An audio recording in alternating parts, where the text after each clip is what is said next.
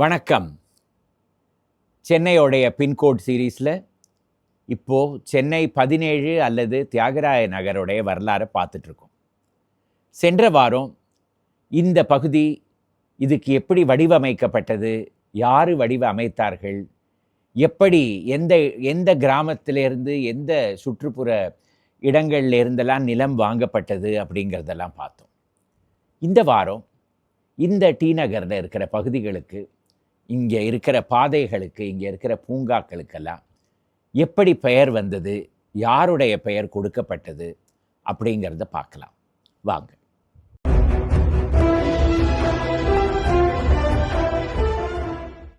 ஆயிரத்தி 1924 வருடம் Mambalam down planning scheme eastern section அப்படி என்று பெயர் கொடுக்கப்பட்ட பகுதிக்கு தெருக்கள் எல்லாம் அமைக்கப்பட்டன. அதற்கு பிறகு இந்த இடத்தில் இருந்த நிலமெல்லாம் விற்பனைக்கு வந்தது. பல பெயர்கள் இதை வாங்கி கொண்டு இந்த இடத்துல வீடுகள் கட்டி கொண்டு இடம் பெயர ஆரம்பித்தார்கள். அப்போது டி நகர் இந்த நகரத்துடைய, சென்னை நகரத்துடைய நியூ லொக்காலிட்டி, மிகவும் பாஷ் லொக்காலிட்டி. முதல் முறையாக இந்த பகுதியில் பெரிய பெரிய நவீன முறையில் கட்டப்பட்ட பங்களாக்கள் எல்லாம் வந்தன. இதில் இந்த பகுதியில் இருக்கிற தெருக்களுக்கும் மெயின் ரோடுகளுக்கும் பெயர் கொடுக்கப்பட்டதில் ஒரு பெரிய மாற்றம். இதற்கு முன்னாடி பழைய பகுதிகளில் இருந்த பெரும்பாலும் இருக்கிற தெருக்கெல்லாம் அந்தந்த இடத்துல இருந்த ஆங்கிலேயர்கள் அவருடைய பங்களாக்களை கட்டி கொண்ட உடனே அந்த தெருக்கும் அவர்களுடைய பெயர் கொடுக்கப்பட்டது. ஆனால் தியாகராய நகரில் அப்படி கிடையாது. அந்த காலத்தில் பதவியில் இருந்தவங்க, அதாவது மந்திரி, அமைச்சராக இருந்தவங்களுடைய பெயர்களும், அதே போல் அரசு அதிகாரத்தில் இருந்தவங்களோட பெயர்களும் இந்த பகுதியில் இருக்கிற தெருக்கள் எல்லாம் கொடுக்கப்பட்டது. 1932க்குள்ளே தியாகராய நகருடைய பிரதான சாலைகளுக்கெல்லாம் பெயர் கொடுக்கப்பட்டு விட்டது. அந்த லிஸ்ட், அந்த பட்டியல் அந்த வருடம் வெளியான ஒரு புத்தகத்தில் இருக்குது. அதை மையமாக வைத்து தான் இன்றைய எபிசோடில் அந்த தெருக்களுக்கெல்லாம் எப்படி பெயர் வந்தது அப்படிங்கிறத பார்க்க போகிறோம். இதற்கு பிறகும் பல தெருக்களெல்லாம் வந்தது. அதர்களுக்கு பிற்காலத்தில் பெயர் கொடுக்கப்பட்டது.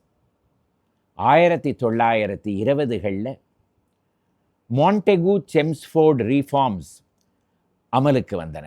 அதற்கு பிறகு சென்னை மாகாணத்துடைய மேல் அவை, அப்பொழுதெல்லாம் ஒரே ஒரு அவை தான், மெட்ராஸ் லெஜிஸ்லேட்டிவ் கவுன்சில், அதற்கு தேர்தல்கள் நடந்து அந்த தேர்தலில் ஜஸ்டிஸ் கட்சி, அதாவது நீதி கட்சி பதவிக்கு வந்தது. 3 அமைச்சர்களுடைய பதவி மட்டும் இவங்களுக்கு கொடுக்கப்பட்டது.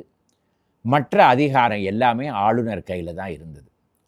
ஆனால் இதுவே ஜனநாயகத்துக்கு ஒரு பெரிய ஸ்டெப் அப்படின்னெல்லாம் அந்த காலத்தில் போற்றப்பட்டது. அப்போது ஃபர்ஸ்ட் மினிஸ்டர் அப்படிங்கிற பதவியும் இருந்தது. அதை முதல்ல வகித்தவர் ஏ. சுப்பராயுலு ரெட்டியார். அதற்கு பிறகு ஃபர்ஸ்ட் மினிஸ்டர், அதற்கு பிரதம மந்திரி என்றும் கூறுவார்கள். அந்த பதவிக்கு வந்தவர் பானகல் அரசர். பானகல் அதுதான் கரெக்ட் பெயர். இப்போ அதுக்கு பனகல் அப்படின்னு பெயர் கொடுத்து விட்டாங்க. அதனால் இந்த பகுதிக்கு மையமாக இருந்த அந்த பூங்காவுக்கு பானகல் பார்க் அப்படின்னு பெயர் கொடுக்கப்பட்டது. இப்பொழுதும் அந்த பூங்காவுக்கு உள்ளே போய் பார்த்தோன்னா பானகல் அரசர் அவர்களுக்கு ஒரு சிலை அந்த பூங்காவில் இருக்குது. மிக அழகான சிலை. அதில் சிறிய சிலை தான். அதில் அவர் ஸ்டார் ஆஃப் இந்தியா அப்படிங்கிற அவருடைய மெடலை போட்டுக்கொண்டு நின்று கொண்டிருப்பார். அதுதான் பானகல் பார்க். அடுத்தது இந்த பானகல் பார்க்லேருந்து வெளியே கிளம்பும் 3 பெரும் பாதைகள். முதல் பாதை பானகல் பார்க்லேருந்து நேர மவுண்ட் ரோடு வரையில் வரும் அந்த பாதை சர் தியாகராயா ரோடு. இந்த தியாகராயா அப்படிங்கிறவருடைய பெயரில் தான் டி நகர், தியாகராய நகர். சர் பிட்டி தியாகராய செட்டி 1916 நீதி கட்சியை ஸ்தாபித்த 3 நபர்களில் இவர் ஒருவர். பிட்டி Thyagaraya Shetty, doctor Natesa Mudaliar, doctor TM. Nair. இந்த 3 பெயரும் நான் சொன்ன உடனேயே உங்களுக்கு டி நகர் மனசில் வந்துடும். ஏன்னா தியாகராயா ரோடு, தியாகராய நகர். அடுத்தது நடேச முதலியார் பார்க், நடேசன் பார்க் அப்படின்னு இப்போ அதுக்கு பெயர். Doctor C Natesa Mudaliar. அதே போல் doctor TM Nair, sir Taravath Madhavan Nair, TM Nair, அவருக்கு டாக்டர் நாயர் ரோடு அப்படின்னு டி நகரில் ஒரு பாதை இப்போவும் இருக்குது. இதில் கவனிக்க வேண்டிய விஷயம் என்னென்னா, எந்த வருடம் இந்த பகுதியில் இருக்கிற தெருக்களுக்கெல்லாம் பெயர் கொடுக்கப்பட்டதோ, அதாவது 1925 ஆண்டு சர் பிட்டி தியாகராய செட்டி காலமானார். அதனால் அவருக்கு மரியாதை செலுத்துகிற மாதிரி இந்த பகுதிக்கே தியாகராய நகர் அப்படிங்கிற பெயரும், இதில் இருக்கிற பிரதான பாதைக்கு சர் தியாகராயா ரோடு என்னும் பெயர் கொடுக்கப்பட்டது. டாக்டர் டிஎம் நாயர் 1919 காலமானார். அதனால் அவருக்கு டிஎம் நாயர் ரோடு அப்படிங்கிற ஒரு ரோடு பெயர் கொடுக்கப்பட்டது.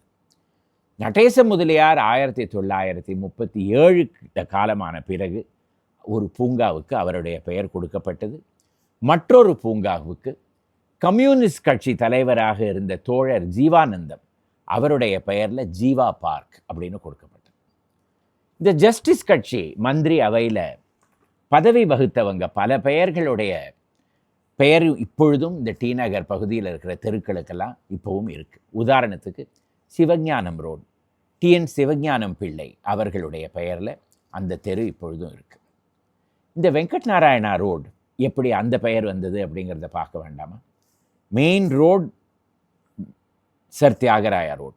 அதே போல் 2 பாதைகள் பனகல் பார்க்லேருந்து கிளம்பி இருபுறத்திலும் மவுண்ட் ரோடை போய் சந்திக்கின்றன.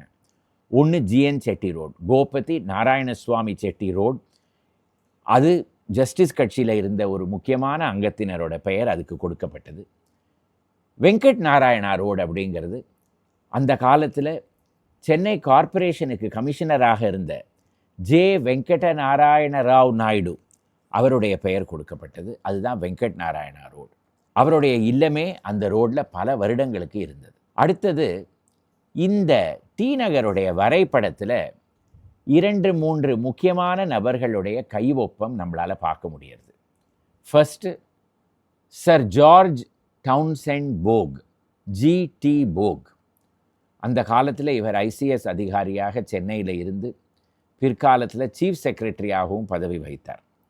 அதனால தான் போக் ரோடு. அந்த போக் ரோடு நார்த் போக் ரோடு, சவுத் போக் ரோடு அப்படின்லாம் மாறி ஷிவாலியே சிவாஜி கணேசன் சாலை அப்படின்னு ஒரு பெயர் பிற்காலத்தில் வந்துவிட்டது. அந்த பெயர் எப்படி வந்ததுங்கிறத நம்ம அடுத்த எபிசோடில் பார்க்கலாம்.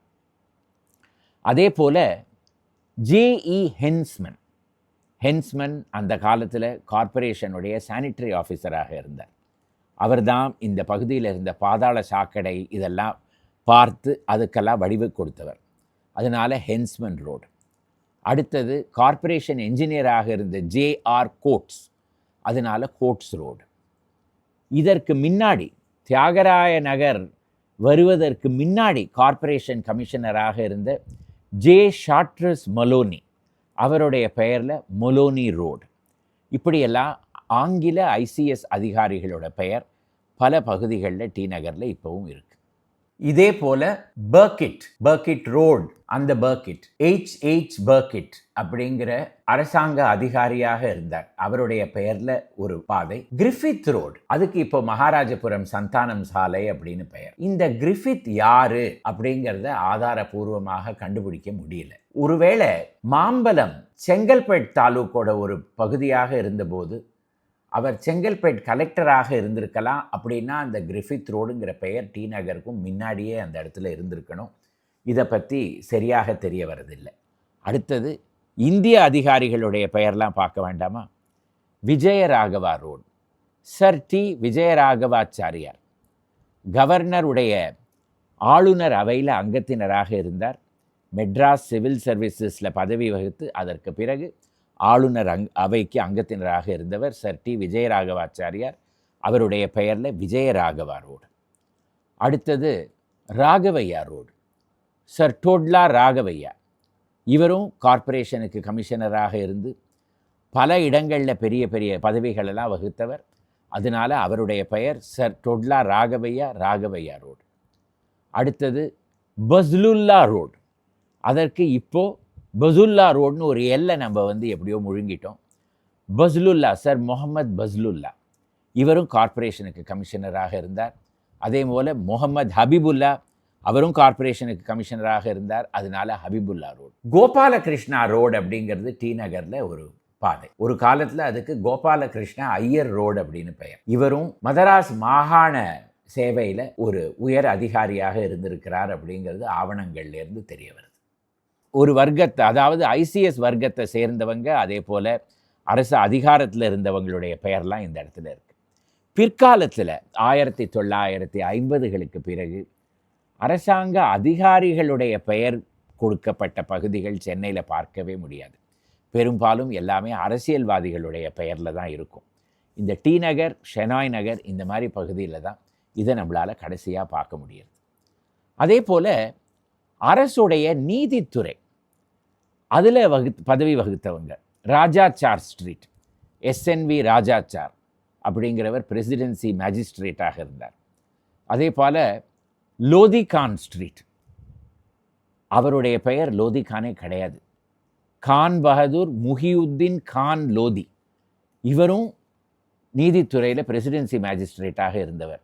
அது எங்கேருந்தோ அந்த கான் பகதூர் முஹியுத்தீன் கான் லோதி அப்படிங்கிறது அப்படியே தலைக்குப்புற கவுத்தி அதில் இருக்கிற நடுவில் இருக்கிற வார்த்தைகளெல்லாம் எடுத்து வெறும் லோதி கான் அப்படிங்கிற பெயர் மட்டும் இப்பொழுதும் அந்த பகுதியில் பார்க்கலாம். இந்த டி நகர் விரிவாக்கம் அடையிற டைமில் சென்னையுடைய கலெக்டராக இருந்த 2 இந்தியர்கள், பகவந்தம் குப்தா மற்றும் ராமச்சந்திர ராவ், இவர்கள் 2 பெயர்களுடைய பெயரும் இந்த பகுதியில் நம்மளால் பார்க்க முடியுது. அடுத்தது ஜஸ்டிஸ் கட்சி அங்கத்தினராக இருந்த மற்றும் சில பெயர்களோட பெயர்லாம் இந்த இடத்துல பார்க்கலாம். ராவ் பகதூர் வி திருமலை பிள்ளை, திருமலை பிள்ளை ரோடு, ராஜாபாதர் முதலியார், ராஜாபாதர் ஸ்ட்ரீட். அதே போல் சென்னையில் ஜஸ்டிஸ் கட்சி அங்கத்தினராக இருந்து நகரத்துக்கு மேயராக இருந்த Basudev, C Basudev, Basudev street. Justice கட்சி அங்கத்தினராக இருந்து மந்திரியாக இருந்த ஓ தணிகாச்சலம் செட்டி, அவருடைய பெயரில் தணிகாச்சலம் ஸ்ட்ரீட். இப்படியெல்லாம் பார்க்க முடியும். அப்புறம் கார்ப்பரேஷன் கவுன்சிலராக இருந்தவங்க சில பேர், வியாசர் ராவ் ஸ்ட்ரீட், அதுக்கு இப்போ வியாசர் ஸ்ட்ரீட். சில வெப்தளத்துலலாம் பார்த்தேன், மகாபாரதம் எழுதின வியாசருடைய பெயரில் அந்த பகுதி இருக்குது அப்படின்லாம் சொல்கிறாங்க. அப்படி கிடையாது. 1920களில் வியாசராவ்னு ஒருத்தர் கார்ப்பரேஷன் அங்கத்தினராக இருந்தார். அவருடைய பெயர், அதுக்கு பக்கத்திலேயே வால்மீகி ஸ்ட்ரீட் இருக்கிறது வேறு விஷயம். அதனால் ராமாயணம் பாரதம் எழுதின 2 பேருக்கும் ஒரே பகுதியில் பெயர் கொடுத்ததுன்னு நம்மளால் ஒத்துக்க முடியாது. இந்த மாதிரி பல ஜஸ்டிஸ் கட்சிகளும் ஐசிஎஸ் ஆஃபீஸர்ஸ்களும் நீதித்துறையில் இருந்தவங்களுடைய பெயர்லாம் இந்த பகுதியில் நம்மளால் பார்க்க முடியாது. பிஞ்சாலா சுப்பிரமணியம் ஸ்ட்ரீட் அப்படின்னு ஒரு தெரு இந்த இடத்துல இருக்குது. பிஞ்சாலா சுப்பிரமணியம் செட்டி ஜஸ்டிஸ் கட்சியில் மிக முக்கியமான ஒரு அங்கத்தினர், அவருடைய பெயரில் அந்த தெரு. இந்த டி நகரில் மேற்கிலேருந்து கிழக்கு நோக்கி வர 3 பாதைகள், sir Thyagaraja road, Venkat Narayana road, அதே போல் இந்த ஜிஎன் செட்டி ரோடு. இதே போல் தெற்கிலேருந்து வடக்கு நோக்கி செல்கிற ஒரு பெரிய பாதை, அதுக்கு தான் உஸ்மான் ரோட் அப்படின்னு பெயர். சர் முகமது உஸ்மான் ஜஸ்டிஸ் கட்சி அங்கத்தினராக இருந்து சென்னை மாகாணத்துக்கு ஒரு குறுகிய வேளையில் ஆளுநராகவும் இருந்து பிற்காலத்தில் வைஸ்ராய், தில்லியில் வைஸ்ராயோடைய குழுவில் ஒரு அங்கத்தினராக இருந்தவர். அவருடைய பெயரில் இருக்கிறது தான் உஸ்மான் ரோடு. பிற்காலத்தில் இவருடைய குடும்பம் தேனாம்பேட்டையில் ஒரு பெரிய பங்களாவில் வசித்தது. அந்த தோட்டத்துக்கே தேனாம்பேட் கார்டன்ஸ் அப்படின்னு பெயர். அது இருந்த இடமே தெரியாமல் இப்போ அந்த இடத்துல பல அடுக்குமாடி கட்டடங்கள்லாம் வந்துவிட்டது. இந்த பனகல் பார்க்குக்குள்ளே பல வருடங்களுக்கு சமீப காலம் வரையில் 5ஆம் ஜார்ஜ் மன்னருடைய மார்பு அளவு சிலை ஒன்று இருந்தது. 1935 ஆண்டு அதை சர் முகமது உஸ்மான் அவர்கள் தான் அந்த இடத்துல திறந்து வைத்தார். 20 காலத்துக்கு முன்னாடி அந்த சிலை ஒரு மிக பரிதாபமான நிலையில் அந்த பார்க்குக்கு நடுவில் ஒரு மூக்கு இல்லாமல்லாம் இருந்தது. இப்போ அதை எடுத்துக்கொண்டு போய் புனித ஜார்ஜ் கோட்டையோடைய அருங்காட்சியகமில் வச்சுருக்காங்க. உஸ்மான் ரோடு என்னவோ அப்படியே தான் இருக்குது. ஆனால் அதில் இருக்கிற ஒரு பெரிய பகுதி ஒரு ஃப்ளைஓவர் இப்போ எடுத்துக்கொண்டு விட்டது. அந்த ஃப்ளைஓவருக்கு இப்போ ஆசிரியர் கே அன்பழகன் ஃப்ளைஓவர் அப்படின்னு பெயர் கொடுக்கப்பட்டிருக்கு. டி நகர் இப்படியெல்லாம் விரிவாக்கம் அடைந்தது. இதோடைய தெருக்களுக்குள்ளே போய் பார்த்தோன்னா இப்போவும் சில இடங்களில் சில பழைய பங்களாக்கள்லாம் பார்க்கலாம். இந்த ஜிஎன் செட்டி ரோட்லேயும் வெங்கட் நாராயணா ரோட்லேயும் இப்போவும் அந்த பங்களாக்கள் அப்படியே இருக்குது. சிலதுலலாம் யாராவது இருக்காங்களான்னு கூட நமக்கு தெரிய வரதில்லை. ஆனால் அந்த லட்டியன்ஸ் கொடுத்த அந்த வடிவுக்கும் அந்த லே அவுட்டுக்கும் மிக தகுந்தா போல் இந்த கட்டடங்கள்லாம் அந்த காலத்தில் கட்டப்பட்டிருக்கு. பிற்காலத்தில் டி நகர் அடியோடு மாறிவிட்டது. அந்த மாற்றுதல்களுக்கெல்லாம் என்ன காரணம், அந்த மாறுதல்லாம் எப்படி வந்தது அப்படிங்கிறத வர எபிசோடில் பார்க்கலாம். இந்த எபிசோடு உங்களுக்கு பிடித்திருந்ததுன்னா இதை லைக் செஞ்சு இதை உங்கள் நண்பர்களோடு பகிர்ந்து கொள்ளவும், இந்த சேனலுக்கு சப்ஸ்கிரைப் செய்யவும். மறுபடியும் அடுத்த வாரம் இதே போல் சென்னையுடைய வரலாறுலேருந்து ஒரு புது எபிசோடுடன் வருகிறேன். வணக்கம்.